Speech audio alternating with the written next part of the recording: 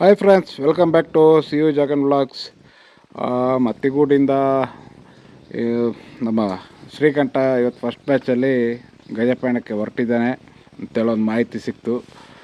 ಅಭಿಮನ್ಯು ಇಲ್ಲ ಸೆಕೆಂಡ್ ಬ್ಯಾಚಿಗೆ ಕಳಿಸ್ತೀವಿ ಅಂತ ಹೇಳ್ತಿರುವಂಥ ಒಂದು ಮಾಹಿತಿ ಸಿಕ್ತು. ಏನು ಅಂತ ಗೊತ್ತಿಲ್ಲ.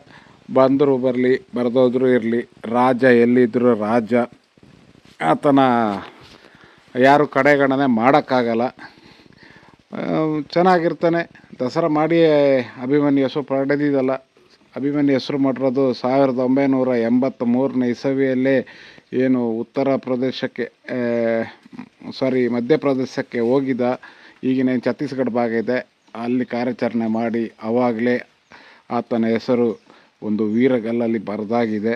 ಇದರಲ್ಲಿ ತಲೆ ಕೆಡಿಸ್ಕೊಳ್ಳುವಂಥದ್ದು ಏನಿಲ್ಲ. ಯಾರು ಅಭಿಮನ್ಯು ಬಗ್ಗೆ ವಿಚಲಿತರಾಗಬೇಡಿ. ಎಲ್ಲ ಇರಿ. ನಮ್ಮ ದೇವ್ರು ಏನಿದ್ರು ಚೆನ್ನಾಗಿರ್ತಾನೆ, ಆರೋಗ್ಯವಾಗಿರ್ತಾನೆ, ಬೇಜಾರೇನಿಲ್ಲ. ಸನ್ಮಾನ ಮಾಡೋಂಗಿದ್ರೆ ಮಾಡಲಿ, ಮಾಡದಿದ್ದರೂ ಬೇಡ, ಪರವಾಗಿಲ್ಲ, ಬೇಜಾರಿಲ್ಲ. ಈಗ ಸನ್ಮಾನ ಮಾಡಿದ್ದು ಅಂಬಾರಿ ಹೊತ್ತಿದ್ದು ಇವನಿಗೆ ಇಂಡೈರೆಕ್ಟಾಗಿ ರಿಟೈರ್ಮೆಂಟ್ ಅಲ್ಲ, ಹಂಗೆ ಇಲ್ಲ ಬೇರೆ ಆನೆ ಅಂಬಾರಿ ಹೊರ್ತೆ ಅಂತ ಹೇಳಿದ್ದಾರೆ. ಬೇಜಾರೇನಿಲ್ಲ. ಇದಕ್ಕೂ ಮೊದಲು ಅಂಬಾರಿ ಹೊತ್ತ ಆನೆಗಳು ಸಿಚುವೇಶನ್ಸ್ ಎಲ್ಲ ನಿಮಗೆ ಗೊತ್ತಿರ್ತದೆ. ಗೊತ್ತಿಲ್ಲ ಅಂದರೂ ಹೇಳ್ತೀನಿ. ಈಗ ಎಕ್ಸಾಂಪಲ್ ನಮ್ಮ ಫಸ್ಟ್ ಅಂಬಾರಿ ಹೊತ್ತ ಅಂತ ಆನೆ ನಾಗರಹೊಳೆ ಭಾಗದಿಂದ ಅಂತ ಹೇಳಿದ್ರೆ ರಾಜೇಂದ್ರ ಅಂಬಾರಿ ಎಲ್ಲ ಹೊತ್ತೇನಾಯಿತು, ಎಲ್ಲ ಬಂದು ಎಲ್ಲ ಮುಗಿದ ಮೇಲೆ ಕಾಡಾನೆಗಳೊಟ್ಟಿಗೆ ಕಾಳಗದಲ್ಲಿ 2 ಕಾಡಾನೆಗಳೊಟ್ಟಿಗೆ ಫೈಟಾಗಿ ನಮ್ಮ ರಾಜೇಂದ್ರ ಪ್ರಾಣತ್ಯಾಗ ಮಾಡ್ತಾನೆ.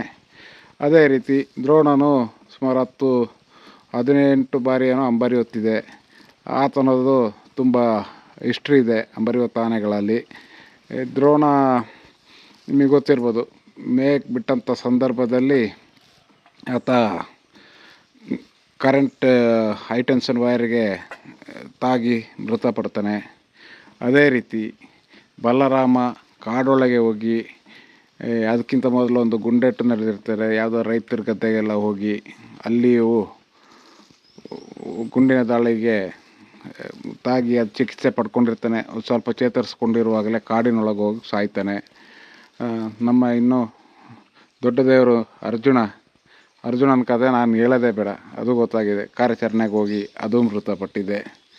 ಬೇಡ, ನಮ್ಮ ಅಭಿಮನ್ಯುವಿಗೆ ದೇವರೇ ಚಾಮುಂಡೇಶ್ವರಿ ಕಣ್ಣು ತೆರೆದಿದ್ದಾಳೆ. ಆ ತಾಯಿ ಚಾಮುಂಡೇಶ್ವರಿ ಕಣ್ಣು ತೆರೆದಿದ್ದಾಳೆ. ಯಾಕೆಂತ ಹೇಳಿದ್ರೆ ನೋಡಿ, ಅಚಾನಕ್ಕಾಗಿ ರಿಟೈರ್ಮೆಂಟು ಅಂತ ಹೇಳಿದ್ರು. ಆ ಅಂಬಾರಿಯಿಂದ ಕೈ ಬಿಟ್ಟಂತ ಆಯಿತು. ಮತ್ತು ಇಲಾಖೆಗೂ ಇಲ್ಲಿ ತುಂಬ ಕಷ್ಟವೂ ಇದೆ. ನಾವು ಸುಮ್ಮನೆ ಆನೆ ಕಳಿಸಿಲ್ಲ ಅಂತೇಳಿ ಇದು ಮಾಡೋದಲ್ಲ.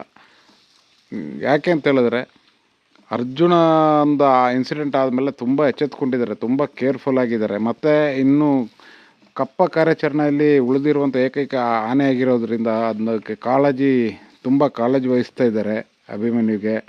ಬೇಡ, ನಾಳೆ ಏನಾದರೂ ಎಡವಟ್ಟುಗಳು, ಏನು 50% ಅಭಿಮಾನಿಗಳಿದ್ದರೆ ಅದೇ ಥರ 50% ಬುದ್ಧಿಜೀವಿಗಳಿರ್ತಾರೆ.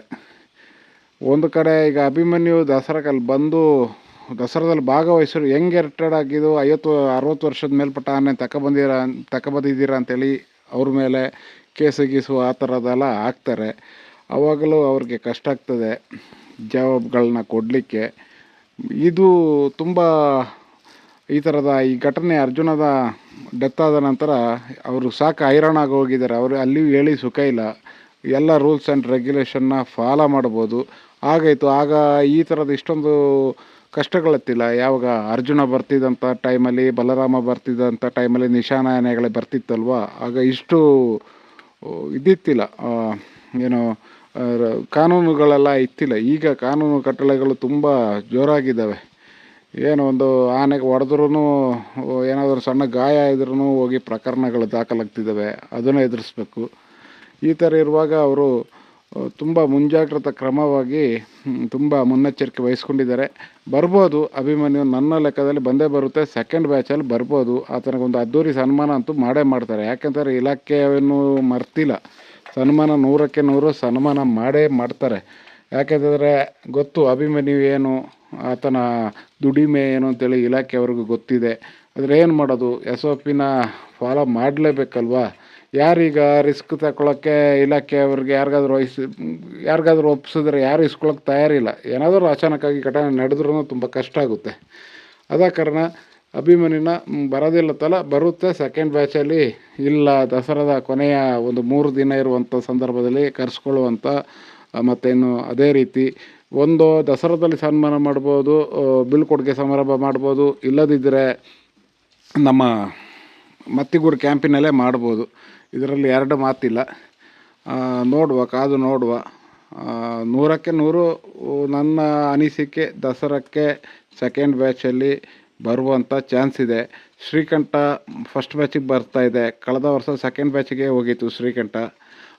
ಇನ್ನು ತುಂಬ ರಿಸ್ಕು ಬೇರೆ, ಭಾರಿ ಹೆವಿ ಮಳೆ ಇದೆ ಕೊಡಗಲ್ಲಿ. ಎಲ್ಲ ಭಾಗಗಳಲ್ಲೂ ಭಾರಿ ಮಳೆಗಾಲದಲ್ಲಿ ಹೊಡೆಯೋ ಥರನೇ ದೊಡ್ಡ ಹೊಳೆ ಪ್ರವಾಹ ಎಲ್ಲ ಬಂದಿದೆ. ಈಗ ದುಬಾರ ಆನೆಗಳು ಬರೋದಾದರೂ ಸ್ಥಿತಿ ಹೈರಾಣ. ಅಲ್ಲಿ ರಸ್ತೆ ವ್ಯವಸ್ಥೆನೂ ಚೆನ್ನಾಗಿಲ್ಲ. ನೋಡುವ ಹೇಗೆಲ್ಲಾಗುತ್ತೆ ಅಂತ. ಬರುವಂಥ ಎಲ್ಲ ದಸರಾ ಆನೆಗಳಿಗೆ ಗಜಪಣೆ ಬರ್ತಿರೋದಕ್ಕೆ ಎಲ್ಲ ಆ ದೇವ್ರ ತಾಯಿ ಚಾಮುಂಡೇಶ್ವರಿ ಒಳ್ಳೇದು ಮಾಡಲಿ. ಅದೇ ರೀತಿ ಯಾವುದೇ ತೊಂದರೆ ತಾಪತ್ರೆ ಇಲ್ಲದೆ ಎಲ್ಲ ವರ್ಗದವರು, ಎಲ್ಲ ಅಧಿಕಾರಿಗಳು, ಏನು ಮಾವುತ ಕಾವಡಿಗಳು ಎಲ್ಲರೂ ಚೆನ್ನಾಗಿ ಇದು ಮಾಡಲಿ. ಯಾರು ನಮ್ಮ ಅಭಿಮಾನಿಗಳು ದುಃಖಿತರಾಗುವುದು ಬೇಡ. ಆತನ ಸೇವೆ ಅಭಿಮಾನಿ ನಮ್ಮ ಹೃದಯದಲ್ಲಿದ್ದರೆ ಸಾಕು, ನಮ್ಮ ಮನಸ್ಸಲ್ಲಿದ್ದರೆ ಸಾಕು. ದಸರಾಕ್ಕೆ ಹೋಗಿದ್ದೇನೆ ಅಂತ ತಿಳ್ಕೊಳ್ಳೋಣ. ಆ ದಸರಾಕ್ಕೆ ಹೋಗಿ ಹೆಸರು ಮಾಡಬೇಕು ಅಂತೇನಿಲ್ಲ. ಯಾವ ಆನೆಗೆ ಅಂಬಾರಿ ಕಟ್ಟಿದ್ರು ಅಂಬಾರಿ ಎತ್ತದೆ. ಅಂಬಾರಿ ಎತ್ತೋದು ದೊಡ್ಡ ವಿಷಯ ಅಲ್ಲ. ಬೇಸಿಂದ ಬೆಳೆದಂಥ ಅವನು ಅಭಿಮನ್ಯು. ಬೇಸಿಂದ ಬೆಳೆದವರು ಯಾರೂ ಇಲ್ಲ ಅಲ್ಲಿ. ಅಭಿಮನ್ಯು ಒಬ್ಬನೇ ಬೇಸಿಂದ. ಎಲ್ಲ ಥರದ ವಿಚಾರಗಳಲ್ಲಿ, ಎಲ್ಲ ಥರದ ಕೆಲಸದಲ್ಲಿ, ಎಲ್ಲದರಲ್ಲಿಯೂ ಅಭಿಮನ್ಯುವಿನ ಹೆಜ್ಜೆ ಗುರುತೇ ಕಾಣಸಿಗೋದು ನಮಗೆ. ಪ್ರತಿಯೊಂದು ವಿಚಾರದಲ್ಲೂ ಅಭಿಮನ್ಯು ಹೆಜ್ಜೆ ಗುರುತು ಎದ್ದು ಕಾಣುತ್ತೆ. ಎಲ್ಲ ಭಾಗಗಳಲ್ಲಿಯೂ ದಾಖಲೆ ಬರೆದಿದ್ದಾನೆ. ಅದೇ ರೀತಿ ದಸರಾದಲ್ಲಿ ಎಲ್ಲ ವಿಭಾಗಗಳಲ್ಲಿ ಕೆಲಸ ಮಾಡಿ ಪಟ್ಟದಾನೆ ಒಂದು ಬಿಟ್ಟು ಶ್ರೀರಂಗಪಟ್ಟಣ ಅಂಬಾರಿ ಏನೇ ಇರ್ಬೋದು, ಆತನ ಎಲ್ಲಿ ಯಾವ ಪುಟನ ಹಿಂದೆ ಮುಂದೆ ಎಲ್ಲಿ ತಿರುಗಿಸಿರೋ ಅಲ್ಲಿ ಅಭಿಮನ್ಯು ಅಂತ ಒಂದು ಹೆಸರು ಅಜರಾಮರವಾಗಿರುತ್ತದೆ. ಅದಕ್ಕೆ ಯಾರು ಏನು ತಲೆ ಕೆಡಿಸ್ಕೊಳ್ಳೋಂಥ ಅಗತ್ಯ ಇಲ್ಲ. ದಸರಾ ಬರ್ತದೆ ಹೋಗ್ತದೆ, ಏನು ತೊಂದರೆ ಏನಿಲ್ಲ. ನಮ್ಮ ಅಭಿಮನ್ಯು ಚೆನ್ನಾಗಿರ್ಬೇಕಷ್ಟೇ. ಆತನ ದುಡಿಮೆ ಏನಿದ್ರು ಆತನ ಶಿಷ್ಯಂದ್ರಿಗೆ ಏನು 9 ಆನೆಗಳು ಈಗ ಗಂಡಾನೆಗಳು ಈಗ ಆಯ್ಕೆ ಆಗಿದ್ದಾವೆ. ಆ 9 ಆನೆಗಳನ್ನು ಹಿಡಿದಿದೆ ಅಭಿಮನ್ಯು. ಆ ಗೌರವ ಅಭಿಮನ್ಯುಗೆ ಸಲ್ಲಬೇಕಷ್ಟೇ. ಏನು ಪ್ರತಿಯೊಂದು ಆನೆಯೂ, ಯಾವ ಆನೆಯೂ ಇಲ್ಲ ಅಲ್ಲಿ ಕ್ಯಾಂಪಲ್ಲಿ ಹುಟ್ಟಿದ ಮರಿ ಆಗಲಿ, ಇಲ್ಲ ಬೇರೆ ಆನೆಗಳು ಈ ಕಾರ್ಯಾಚರಣೆ ಮಾಡಿ ಹಿಡಿದಂಥದ್ದಾಗಲಿ, ಎಲ್ಲ ಅಭಿಮನ್ಯು ಸೆರೆ ಹಿಡಿದಂಥ ಆನೆಗಳೇ ಇರೋದು. ಯಾರು ಏನು ಬೇಜಾರು ಮಾಡ್ಕೋಬೇಡಿ, ಖುಷಿಯಾಗಿರೋಣ. ಅಭಿಮನ್ಯುದ ವೀಡಿಯೋನ ಸಾಮಾಜಿಕ ಜಾಲತಾಣಗಳಲ್ಲಿ ಏನೆಲ್ಲ ಮಾಹಿತಿ ಇದೆ, ಹಳೆ ವೀಡಿಯೋಗಳು ಸಿಕ್ಕಿದರೆ ಪ್ರತಿಯೊಬ್ಬರು ಹಾಕಿ ಶೇರ್ ಮಾಡಿ. ನಾವು ಆ ಥರದಲ್ಲೇ ಸಂಭ್ರಮನ ಪಡೋಣ. ಅಭಿಮನ್ಯುವಿಗೆ ಸನ್ಮಾನ ಮಾಡಿದ್ರು ಸರಿ, ಮಾಡದಿದ್ದರೂ ಸರಿ, ಅಭಿಮನ್ಯು ಸಾವಿರಾರು ಅಭಿಮಾನಿಗಳ ಹೃದಯದಲ್ಲಿ ಅಮರನಾಗಿರ್ತಾನೆ. ಆ ಹೆಸರನ್ನ ನಾವು ಸತ್ತರೂ ಆ ಹೆಸರು ನಮ್ಮ ಎಲ್ಲರ ಸಾಮಾಜಿಕ ಜಾಲತಾಣಗಳ ಯೂಟ್ಯೂಬ್ ಆಗಿರ್ಬೋದು, ಇನ್ಸ್ಟಾಗ್ರಾಮ್ ಆಗಿರ್ಬೋದು, ಫೇಸ್ಬುಕ್ ಆಗಿರ್ಬೋದು, ಎಲ್ಲ ಕಡೆಯೂ ದಾಖಲಾಗಿರ್ತದೆ. ಇದರಲ್ಲಿ ತಲೆ ಕೆಡಿಸಿಕೊಳ್ಳುವ ವಿಚಾರವೇ ಇಲ್ಲ. ತಲೆ ಕೆಡಿಸ್ಕೊಳ್ಳೋದು ಬೇಡ. ಎಲ್ಲ ಖುಷಿಯಾಗಿರಿ, ಹಾಯಾಗಿರಿ. ಎಲ್ಲ 31 ವರ್ಷ ದಸರಾದಲ್ಲೂ ದುಡ್ದಿದ್ದಾನೆ, ಸಾಕು. ಏನು ಅಂತ ಹೇಳಿದ್ರೆ ಕೊನೆ ಪಕ್ಷ 1 ತಿಂಗಳ ಹಿಂದೆನೇ ಹೇಳಿದರೆ ಇಷ್ಟಕ್ಕೆಲ್ಲ ಗೊಂದಲಗಳಾಗ್ತಿರಲಿಲ್ಲ. ಖುಷಿಯಲ್ಲಿ ಎಲ್ಲರೂ ಇರ್ತಿದ್ರು. ಎಲ್ಲ ಖುಷಿಯ ದಸರಾ ಇತ್ತು. ಭೀಮನಿಗೂ ಬೇಜಾರು ಪಡುವಂಥ ಅವಶ್ಯಕತೆ ಇಲ್ಲ. ಭೀಮನಿಗೆ ಇವಾಗ 25 ವರ್ಷ, ಇನ್ನೂ 35 ವರ್ಷಗಳ ಸಮಯ ಇದೆ ಆತನ ರಿಟೈರ್ಮೆಂಟಿಗೆ. ಅದ್ರ ಒಳಗಡೆ ದಸರಾದಲ್ಲಿ ಕಂಜನಾಗಲಿ, ಭೀಮ ಆಗಲಿ, ಇವರೆಲ್ಲ ಮುಂದೊಂದು ದಿನ ಮೈಸೂರು ದಸರಾನ ಆಳೋದೇ ಇವರು. ಯಾರು ಭೀಮ, ಕಂಜನಲ್ಲಿ ಇದರಲ್ಲಿ ಏನು ರಿಜೆಕ್ಟ್ ಹಾಕಿದಾರಲ್ಲ, ಒಂದಲ್ಲ ಒಂದು ದಿನ ಇವರೇ ಮೈಸೂರು ದಸರಾನ ನಡೆಸ್ಕೊಡೋಂಥ ಕಾಲ ಬರುತ್ತೆ. ಯಾರು ಬೇಜಾರು ಮಾಡ್ಕೋಬೇಡಿ. ಮಾತಾಡಿದ್ರಲ್ಲಿ ಏನಾದರೂ ತಪ್ಪು ಇಲಾಖೆಯವ್ರಿಗೋ ಇಲ್ಲ ಬೇರೆ ಯಾರಿಗೇನಾದರೂ ತಪ್ಪಾಗಿದ್ದರೆ ಕ್ಷಮೆ ಇರಲಿ. ನೋಡುವ, ಇನ್ನು ಆದಷ್ಟು ದಸರಾ ವೀಡಿಯೋಗಳು ಮಾಡಬೇಕೋ ಮಾಡಬಾರ್ದು ಅಂತೇಳಿ ಆಮೇಲೆ ಡಿಸೈಡ್ ಮಾಡ್ತೀನಿ. ಗಜಪಯಣಕ್ಕಂತೂ ಇಲ್ಲ. ದಸರಕ್ಕೂ ಮಳೆ ಎಲ್ಲ ಹೋಗ್ಲಿಕ್ಕಾಗಲ್ಲ. SOP ಇರುತ್ತೆ, ಹೋಗಿ ಪ್ರಯೋಜನ ಇಲ್ಲ. ಗಜಪಯಣಕ್ಕೆಲ್ಲ ಹೋದರೆ ಕಳೆದ ವರ್ಷವೇ ಭಾರಿ ಒಂಥರ ನಾಯಿನ ಕಾಣೋ ರೀತಿಯಲ್ಲಿ ಕಾಣ್ತಾರೆ. ಅಲ್ಲಿ ಬರೀ ಅರಣ್ಯ ಇಲಾಖೆಗಿಂತ ಪೊಲೀಸ್ ಸಿಬ್ಬಂದಿಗಳೇ ಜಾಸ್ತಿ ಇರ್ತಾರೆ.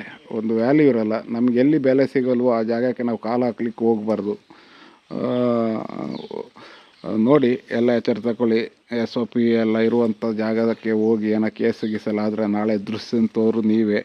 ಏನೋ ಒಂದು ಮಾಹಿತಿ ಸಿಕ್ತು 3 ಕಿಲೋಮೀಟ್ರ್ ದೂರದಿಂದನೇ ಏನು ಬ್ಯಾರಿಕೇಡೆಲ್ಲ ಅಳವಡಿಸಿದ್ದಾರೆ ಅಂತೇಳಿ. ಅಷ್ಟು ರಿಸ್ಕಲ್ಲಿ ಹೋಗುವಂಥ ಅಗತ್ಯತೆ ಏನು ಇಲ್ಲ. ಓಕೆ ಫ್ರೆಂಡ್ಸ್, ಥ್ಯಾಂಕ್ ಯು, ಧನ್ಯವಾದ. ನಾಳೆಯ ವೀಡಿಯೋ ಯಾವ್ದಾದ್ರು ಸಿಕ್ಕಿದರೆ ಹಾಕಿ ಅಪ್ಲೋಡ್ ಮಾಡ್ತೀನಿ. Thank you friends. ಎಲ್ಲ ಅಭಿಮಾನಿಗಳಿಗೆ ಧನ್ಯವಾದಗಳು. ಎಲ್ಲ ಶಾಂತ ರೀತಿಯಿಂದ ಇರಿ, ಯಾವುದು ತಲೆಗೆ ಎತ್ಕೋಬೇಡಿ. ಎಲ್ಲರೂ ಕ್ಷೇಮವಾಗಿರಿ, ಖುಷಿಯಾಗಿರಿ, ಎಂಜಾಯ್ ಮಾಡಿ. ನಾವು ಮೊಬೈಲ್ಗಳಲ್ಲೇ ನಮ್ಮ ಹಳೆಯ ಕಾರ್ಯಾಚರಣೆನೋ ಇಲ್ಲ ಅಭಿಮಾನಿ ಸ್ಟೋರಿಗಳನ್ನ ಕೇಳೋಣ. ಮುಂದಿನ ದಿನಗಳಲ್ಲಿ ಎಲ್ಲಾದರೂ ಟ್ರೈ ಮಾಡಿ. ಯಾರಾದರೂ ಹಳೆ ಮಾವುತರು ತುಂಬ ಹಳೆಯವರು ಇದ್ದರೆ, ಬದುಕಿದ್ದರೆ ಅವ್ರ ಕೈಲಿ ಹೋಗಿ ಅಭಿಮಾನಿ ಬಗ್ಗೆ ಮಾತಾಡ್ಸೋದು, ಬೇರೆ ಆನೆಗಳ ಬಗ್ಗೆ ಮಾಹಿತಿ ತಿಳಿಸ್ಕೊಳ್ಳೋದು ಎಲ್ಲ ಮಾಡ್ಕೊಳ್ಳೋಣ. ಅಭಿಮಾನಿ ಚೆನ್ನಾಗಿರಲಿ ಅಂತೇಳಿ ಆಶಿಸ್ತೀನಿ. Okay friends, thank you, bye.